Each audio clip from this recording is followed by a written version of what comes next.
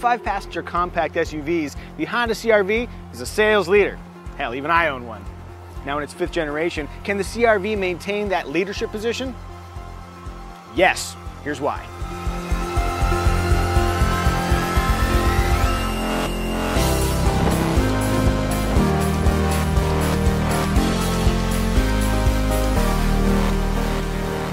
Let's start outside. Not looking too polarizing, the latest CR-V has a distinct, technical, almost brutish vibe, because even Cylons have families. But it's inside where the CR-V truly shines. Despite its compact designation, the cabin is super roomy. The cargo hold has a conveniently low lift-over height and plenty of space for strollers and groceries. If you need more space, just pull this handy handle, and the second row folds flat. And when I say flat, I mean pretty darn flat with the load floor in the upper position. If you need more space, or if you want to just make sure that your extra cherry fruit cocktail cans don't go rolling out the back, just slide it forward, pop it down. Accessing that delicious canned fruit is possible via a power hatch, but only on the pricier EXL trim and higher.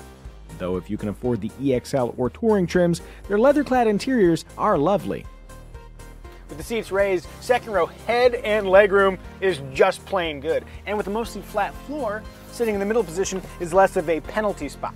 Oh, and the seats do recline from one position to another position. Yeah, that's reasonably reclined. The spacious second row is also really helpful for holding a rear-facing child seat. More space back here means more space for whoever's sitting up here. You're welcome, Tim Denon. Thank you. You're looking the wrong way, camera's over there. I was looking at a baby. Cool. Yeah! That is cool. Roomy though it may be, the interior is not without its faults. Because of a relatively short throw steering wheel, I have to slide the seat forward to maintain an authority position on the steering wheel, which kind of cramps my legs. It's not terrible, but make sure you fit before you buy. Not the Honda Fit fitting in the car. You know what I mean. Otherwise, I like this sliding, well-cushioned center armrest. That's the same height as the one over here on my left, though this one could use a little extra padding. As could this hard plastic knee rest. I mean, I suppose I could duct tape a mouse pad there, but it'd have to be a really classy mouse pad for that to not look terrible.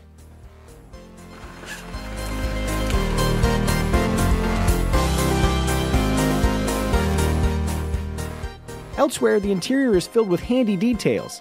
There are storage nooks galore, including this change area by the driver's left knee, this spot at the base of the center stack, and front door storage zones with room for bottles and a weirdly deep hidden area for hiding your terrible dark secrets. The center console is nicely sized, featuring a sliding and removable cover, and the sunglass holder doubles as a conversation mirror for watching your little angels or whatever those screaming demons are that have temporarily replaced them. All told, the CR-V's interior is extremely usable, looks nice, and feels well constructed. All those positive feelings continue when the CR-V is in motion.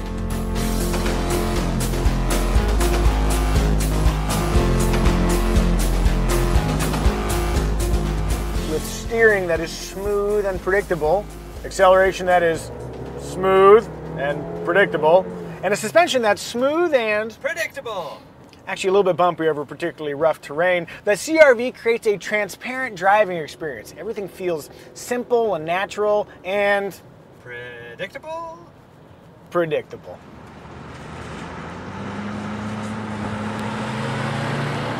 I suppose one minor complaint is outward visibility. The high nose and girthy D-pillar ever so slightly reduce the view outside, but use your mirrors in the backup camera and you'll be just fine. And actually, because of a light, quick steering situation and the tidy dimensions of the CR-V, parking's really pretty easy. Hey, I parked! Converting fuel and air into movement in the base LX trim is a 2.4-liter four-cylinder, but all other trims utilize a 1.5-liter turbocharged engine that, teamed with the standard continuously variable transmission, delivers abundant power and refined operation. Honda really does deserve kudos for taming the once maddening operation of CVTs. The CR-V is at its most efficient when turbocharged, but even the thirstier, naturally aspirated 2.4-liter bests the fuel economy of competitors like the Kia Sportage and Ford Escape. And before you ask, the CR-V only requires regular unleaded. Spend an extra $1,300 for all-wheel drive, and fuel economy does drop by 1 mpg in both city and highway driving, but you'll enjoy enhanced traction on marginal surfaces and a ride height that's 0.4 inches higher than the puny front-wheel drive CR-V. It sure is fun to look down on the little people. Oh, and in case you had dreams of towing an Airstream trailer with your CR-V, tow capacity is limited to 1,500 pounds, so it's going to have to be a small trailer. Yeah, that might do. Among the CR-V's standard features are alloy wheels, a multi-angle backup camera, 6 airbags, automatic climate control, a capless fuel filler, 4-speaker audio, rear seat ducts, a single USB input, and an electronic parking brake with automatic brake hold, because my right foot has more important things to do at a stoplight than press the brake pedal.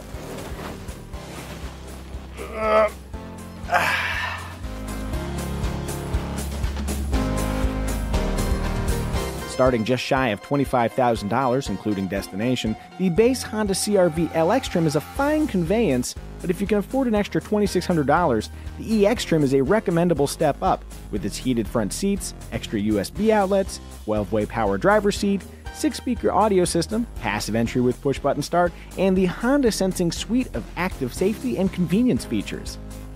Building on that, aside from a few false lane departure warnings, Honda Sensing works great. Lane Keeping Assist unobtrusively steers the CR-V within its lane. Dynamic cruise control, blind spot monitoring, and the automatic high beams each work exactly as you'd expect. And the automatic brake warning indication is noticeable, but unlike some systems, doesn't dangerously startle the hell out of you when it activates. On the infotainment front, the LX trim skates by with a basic 5-inch LCD screen, but all other trims feature a high-res 7-inch display that's easy to read, features a glorious volume knob, includes Apple CarPlay and Android Auto, and is nearly smudge-proof.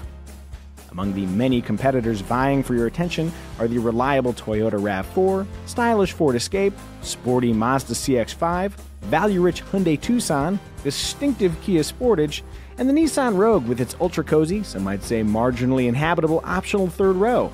All fine choices depending on your needs, but the Honda CR-V boasts a universal excellence that's hard to top.